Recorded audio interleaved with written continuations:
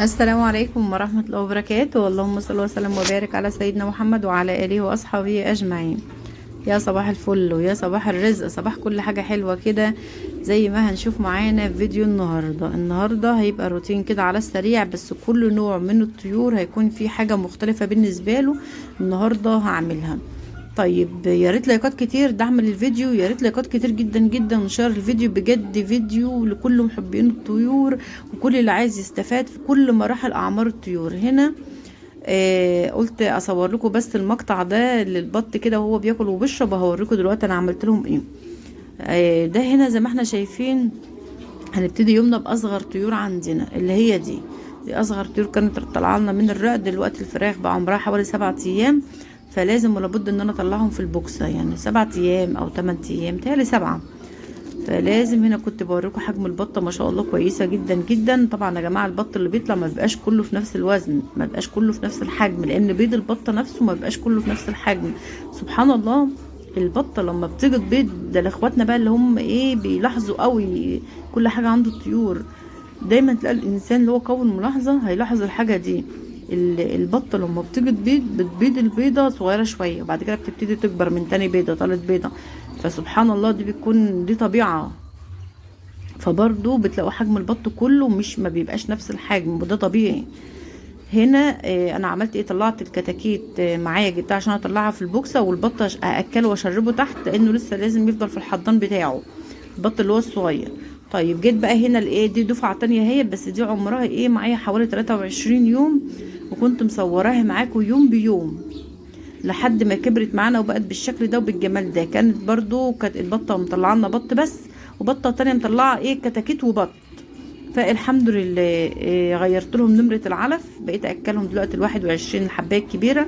طبعا من عمر يوم لحد عمر 21 يوم او 23 يوم بياكلوا علف ناعم 23%. بعد كده بنغير بناكل 21.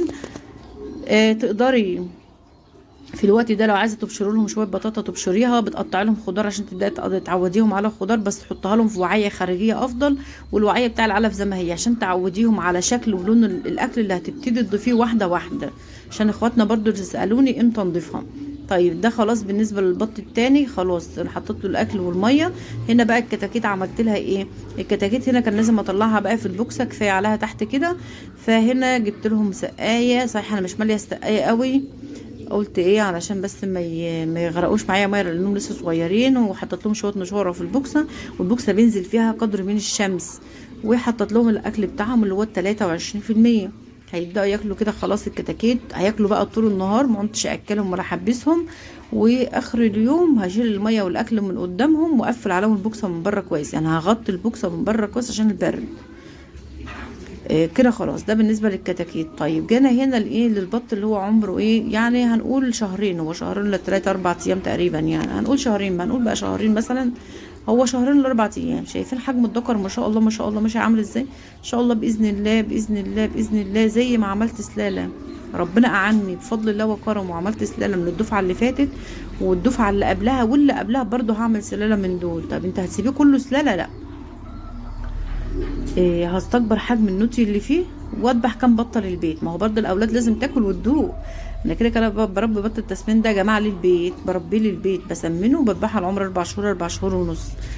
بس بحب من كل دفعة بط كده اشيل منها بطتين 3 اللي هم بيكون حجمهم كبير كده وفايق، دول بشيلهم بستخسرهم بصراحة للذبح يعني، فبشيلهم للسلالة. اقول بقى مثلا لقيت بطة بتقطع هبدلهم مكانها، بطة مثلا قديمة عندي من 4 سنين ولا حاجة هذبحها وابدل دي مكانها الجديد مكانها. بس لما اجرب الجديد والاقيه كويس هتقولي يا مشوار طويل قوي يا مشاهد لسه هتجربي، ما هو كده يا الطيور عايزة صبر طالما بتتعاملي مع روح وبتتعاملي مع طيور مستنية منها سلالة ومستنية منها انتاج صح، يبقى لازم تصبري عليها وتصرفي عليها وتهتمي بيها. لازم ال3 حاجات دول. هنا حطت لهم المية عشان يبدأوا ان هم يشربوا. هم ما شاء الله عليهم يعتبروا بيبهدلوا الدنيا مية، بس والله يا جماعة مش زي البط اللي هو الشيني ولا الفرنساوي ده خالص خالص، ولا زي الوز. يعتبر ده احسن نوع بط ما يبهدلش معاك الدنيا قوي. فاهم حاجه تحت وعيه الميه احط لهم طبق ولا حاجه، وكل يوم نقل الطبق من مكان لمكان. هنا جيت عند الفراخ اللي هي الوسط، ولا دي الكبيره؟ لا دي الفراخ الكبيره، علشان اشوف في هناك كام بيضه، يعني اشوفهم بيضوا ايه، حطيت لهم الاكل يفطروا. طبعا البط اللي بيطلع من الرقد بجيبه في الاوضه دي، اللي بيطلع رقد بجيبه هنا، وانا اللي بحضن البط والكتاكيت زي ما حضراتكم عارفين، بربيهم. عشان جالي سؤال الفتره الاخرانيه دي اتكرر كام مره، طب احنا اللي نربيهم ولا نسيبهم للام؟ دي حاجه ترجع لحضرتك. حضرتك اهم لو هتلاحظوا معايا اهم، بس لازم اكون سايبه معاهم دكر في الاوضه عشان يبيضوا تاني على طول. اي بطه بتطلع بجيبها هنا، بجيبها في الاوضه دي. كمان الاوضه دي فيها بطتين كمان لسه ما بيضوش، قدامهم شهر كمان على ما يبداوا ان هم يبيضوا، لان بسيب بط عندي على مراحل. فطبعا لازم ولا بد ان انا اسيب معاهم ذكر في الاوضه عشان يرجعوا يبيضوا على طول. هنا جيت اشوف البيض، لقيت الفراخ بيضت كام بيضه، جبتهم بقى عشان هعمل بيهم ايه، لان كنت شايله بيض من امبارح اهو زي ما احنا شايفينه، كنت مستكبره حجم البيضه وشايلاه، وقلت اما اشوفهم بيضوا كام بيضه عشان هرص البطه بيض فراخ، هرص البطه بيض فراخ. طبعا احنا صورت معاكم قبل كده فيديوهات كتير وانا برص البط بيض فراخ، وحتى الكتاكيت اللي شفتوها معايا في اول الفيديو وتاني مقطع في الفيديو اللي هي الصغيره، والفراخ اللي كبرت شويه، والفراخ اللي بتبيض، واللي هتشوفوها معايا دلوقتي في اخر الفيديو الفراخ اللي بدات تبشر بالبيض، كل ده ما شاء الله ما شاء الله بيطلع عندي من سلاله الفراخ، بطلع تفريخ من البيت زي ما كانوا اهلنا زمان بيعملوا. انا بحب تربيه زمان كده، وما بحبش اكل طيور بالليل، ما بحبش استهلك كهرباء كتير، ما بحبش اشتري طيور من بره، بحب انتج لنفسي. الحمد لله اللهم لك الحمد، وده كله توفيق وكرم من ربنا علينا، ده توفيق وكرم من ربنا، والله والله دي تدابير من عند ربنا. بس ربنا بيقول للعبد اسعى، وانا يعني اسعى، ربنا امرنا بالسعي، واللي عايزه ربنا بقى هيكون لك. هنا البطه دي كانت بتقطع في البيت زي ما قلت لكم قبل كده كتير، دي البطه الوحيده اللي قطعت في البيت، فانا استخسرت اذبحها عشان هي وزنها حلو، فقلت ان شاء الله تظبط من الوش التاني وتبتدي تظبط. فكنت بشيل البيض ارقده احطه تحت، يعني اسيبه مع البط اللي بيبيض، اوزعه على البط اللي بيبيض عشان ما يخسروش، واقول ايه ترجع تبيض براحتها. المهم لحد ما باضت 9 بيضات، وكانت مقطعه فيهم برده، يعني كانت كل يومين 3 تبيض بيضه كده.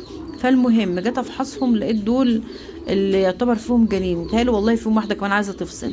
المهم ان انا قلت 4 بيضات او 5 خلاص مش مشكله، حلوين رضا هرص لها بيض فراخ، ده اللي ده اول رقدي ليها، وكان اول وش تبيضه. البيض اللي فات انا استفدت بيه وحطيته للبط اللي ايه اللي كان بيبيض اياميها معاها. انما دي بقى المره دي لما ظبطت كام بيضه ورا بعض، قلت بقى انا هجيب لها عش وهجيب لها دكر معاها في المكان عشان ايه تتعود بقى على الركود، وايه يمكن تجمع كام بيضه على بعض وترقد. المهم جمعت فعلا 9 بيضات، وجيت افحص شلت منهم حوالي 4. فالمهم كسرت منهم بيضه، ومش عارفه البيضه التانية فصلت. المهم يعني ان هم 4 بيضات، وانا كملت لها لحد 21 بيضه. فيا رب يا رب ربنا يكرمنا منها خير. لو هتفتكروا معايا ان المكان اللي مرقداها فيه ده، يعني كانت في بطه كانت مطلعه لي الفراخ اللي شفتوها معايا في اول الفيديو خالص، اللي مع البط اللي هي مريشه، اللي مريشه الحلوه الكبيره دي كانت بطه كانت راقده في نفس المكان، بطه تانية. فربنا يكرمنا خير ويرزقنا منها خير، وبعد 5 ايام نفحص البيض بتاعها.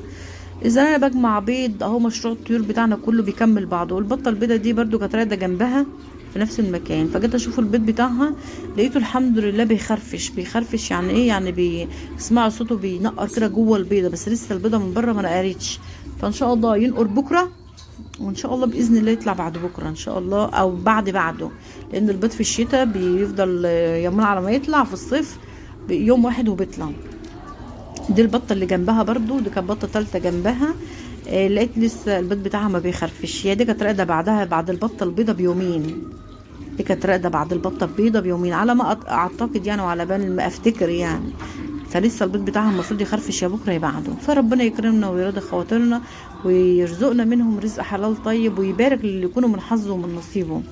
الرزق والنصيب ده ما بنبقاش عارفين هو بتاع مين، لما بيطلعوا بيكونوا من نصيب صاحبهم بقى ايا كان مين.